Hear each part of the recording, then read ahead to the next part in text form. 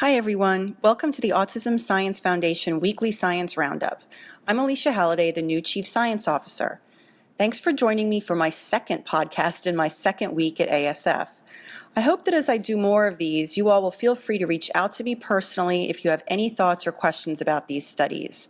I can be reached at ahalliday@autismsciencefoundation.org. This week, we're going to take a quick look at 4 studies from different corners of the research world.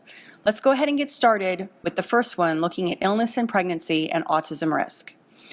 For the past couple of years, there have been multiple papers published about the increased risk of having a child with ASD after getting sick with a virus or with an infection while pregnant. These studies were done in different parts of the world using different designs, so it's not really a surprise that they all had slightly different results.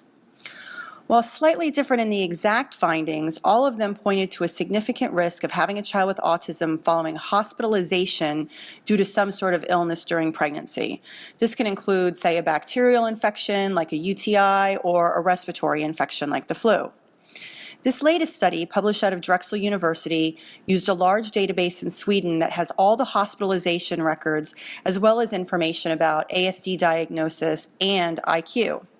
It replicated previous studies that showed an increased risk of being hospitalized with an infection and an even greater risk of having a child with an intellectual disability following an infection during pregnancy.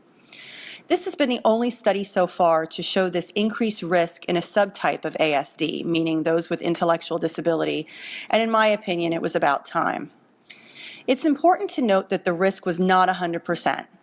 So obviously not all mothers of a child with ASD were hospitalized with an infection while they're pregnant. And many women who have an infection during pregnancy and are hospitalized do not go on to have a child with ASD. So you're not going to see a full 100% increase in risk. This study also did not look at genetics, and the authors agree that this is something that needs to be done in the future. Taking genetics into account may point out a specific susceptible group. So what's the public health message? For prospective parents, do as your doctor tells you. Stay healthy, get your flu shots, wash your hands, and all common sense things. For scientists, it's a consensus that the immune pathway, including genes that regulate the immune response, should be studied more. A second study that points out the need for more research in gene-environment interactions uses postmortem brain tissue.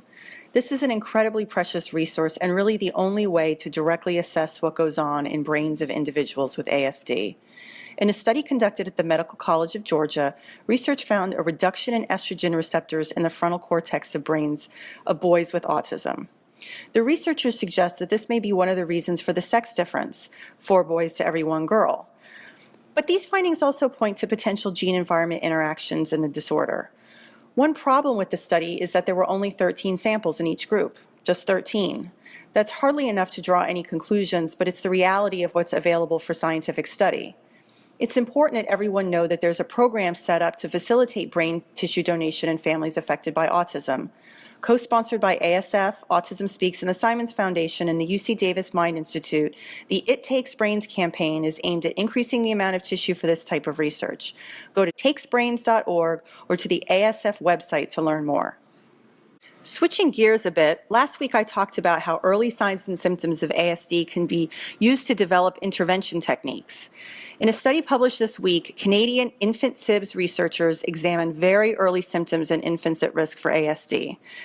These high-risk infants are those who have an older sibling affected with autism and show a 1 in 5 recurrence rate, meaning that instead of 1 out of 68 like the average child, these kids have a 1 in 5 chance of being diagnosed with autism.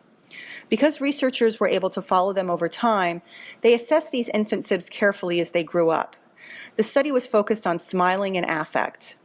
The research showed that the infants at risk for autism and then who were later diagnosed with autism didn't smile as much between 12 and 18 months of age. This is consistent with previous red flags of no warm and joyful smiles, but it takes it a step further and shows the duration of time smiling and the number of times the child smiled is actually fewer.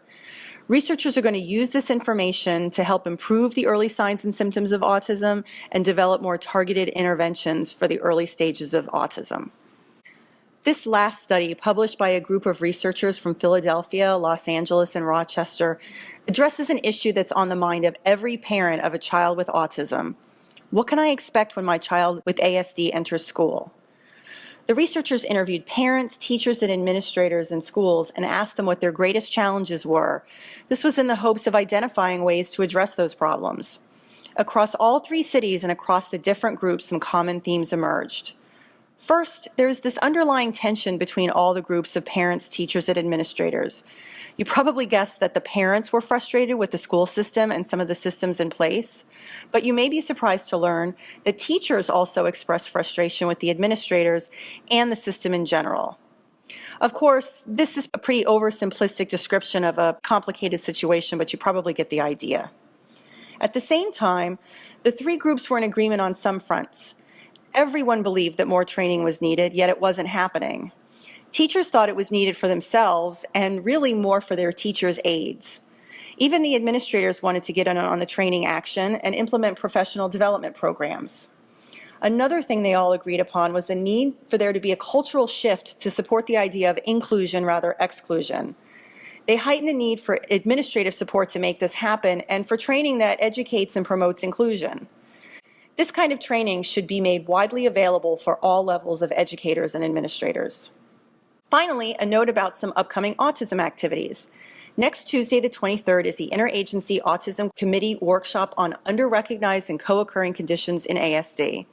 These can include psychiatric disorders like anxiety and depression, medical problems like epilepsy and sleep issues, and metabolic and immunological disorders. The meeting will be webcast live, and you can find a link on how to watch from your own computer on the ASF website. Thanks again for listening. I'll talk to you all next week. In the meantime, be sure to visit the ASF website for more information on the latest in autism science.